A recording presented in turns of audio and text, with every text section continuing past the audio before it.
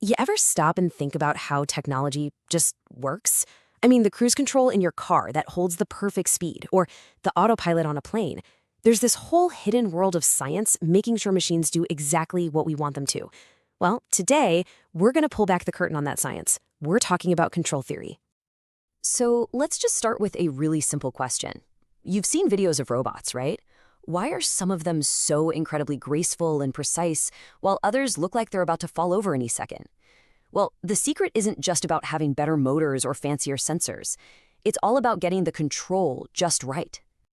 And this gets us right to the heart of a huge challenge in engineering, what we're going to call the unruly machine problem. Here's a surprising truth. Most complex systems, whether it's a robot arm in a factory or a brand new jet fighter, they don't work correctly right out of the box. Nope. If you just let them run on their own, their natural tendency might be to shake like crazy, or be super sluggish, or just never quite hit the target you gave them. And this right here shows you the problem perfectly.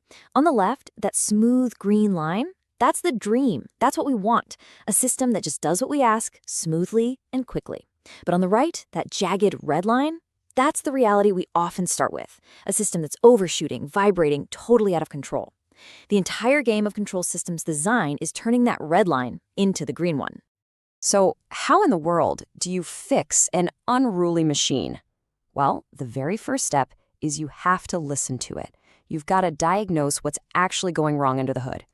And the main tool for that diagnosis is something called frequency response. Now, the best way to think about this is like a stethoscope for an engine. Seriously. Engineers basically poke the system with a whole range of different signals, some really slow, some really fast. Because every single physical system has certain frequencies it loves and other frequencies it absolutely hates.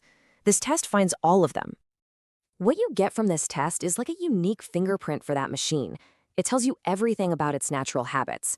You find out where it's sluggish, where it gets jittery and nervous, and you even find the exact points where it might just completely lose control. This fingerprint tells the engineer exactly what part of the personality needs to be fixed. All right, so once you've got the diagnosis, it's time to write a prescription. And in control theory, these fixes basically come in three main flavors.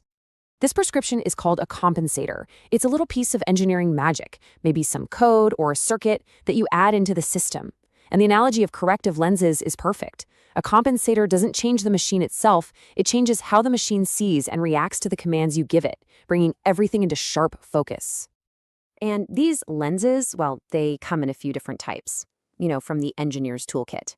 If your system is just too slow and lazy, you use something called a lead compensator to speed it up.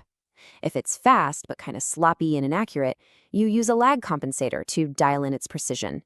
And for the really tough problems, there's the lag lead, which is a hybrid that tries to fix both speed and accuracy at the same time. But picking the right fix, well, it's not always so simple. It usually comes down to a classic engineering showdown, the need for speed versus the need for things to be smooth and stable. Oh, I absolutely love this analogy. Think of lead compensation as an espresso shot for your system. It's all about that quick jolt, improving how fast it reacts to a new command. Lag compensation, on the other hand, that's like a nice, calming cup of chamomile tea. It's designed to soothe the system and improve its accuracy, how well it can hold a target without getting all jittery. And just like with espresso or tea, there are side effects. That lead compensator, the espresso shot, can make this system a little too sensitive. It might start reacting to tiny bits of noise and get shaky. And the lag compensator, our chamomile tea, it makes things super accurate, but it does it by kind of slowing the whole system down a bit. So you see, it all boils down to a compromise. The engineer has to look at the machine and ask, what is its job? Does it need to react in a split second, like a system defending against a missile? Or does it need to be incredibly calm and precise, like a huge telescope tracking a star billions of miles away? The answer to that question tells you which prescription to write. Okay, so let's put all these pieces together. Let's see how an engineer actually uses these tools to find that perfect balance and finally tame that unruly machine. The whole process is really methodical. First, they diagnose the system, getting that frequency fingerprint we talked about. Then they choose the right compensator. Do we need the espresso shot or the calming tea?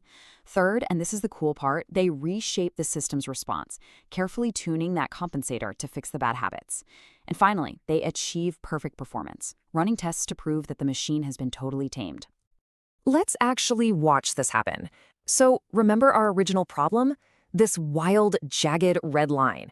This is our machine, overshooting its target, vibrating all over the place, just a total mess. And now, we snap on our carefully designed compensator. It's like putting on those corrective lenses. It starts filtering the commands, anticipating the machine's bad habits before they even happen, and correcting for them in real time. And boom, the result is this beautiful, smooth, green curve. The system is stable now, it hits its target perfectly, and it does it quickly. The unruly machine has been tamed. I mean, that's the magic of control systems engineering right there. And you know, if you only take one thing away from all this, it should probably be this idea. At its very heart, control theory is the art of compromise. It's about carefully, meticulously balancing the need for accuracy against the need for stability to get a specific job done. But what if you need both the espresso shot and the chamomile tea, right? What if you just can't compromise? Well, that's when engineers pull out the big gun, the lag lead compensator. It's a super sophisticated tool that basically combines the speed-boosting effects of lead with the precision of lag. It's how they get the best of both worlds for the most difficult jobs. So the next time your phone's camera perfectly stabilizes a shaky video, or your smart thermostat holds the temperature just right, just take a second. You're watching this invisible dance between diagnostics, compensation, and compromise playing out in front of you. It kind of makes you wonder, doesn't it? What other invisible engineering is keeping your world in balance right now?